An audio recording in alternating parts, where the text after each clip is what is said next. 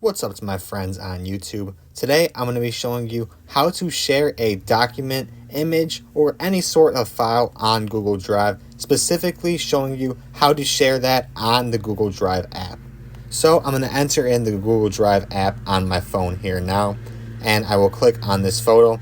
Like I said, this will work for a photo, file, or any sort of document that you have in Google Drive.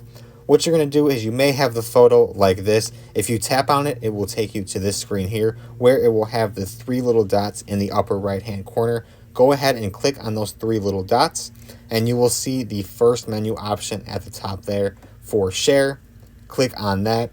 And from here, you could type in whoever's email that you want to share this with. Now, obviously, this has to be a Gmail account that you're sharing this with, and that way they can just log into their Gmail account on Google Drive, and they will be able to access whatever it is that you're sharing with them.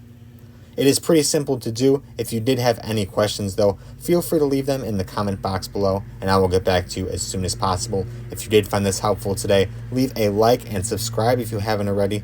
Thanks for watching, and I'll see you in the next video.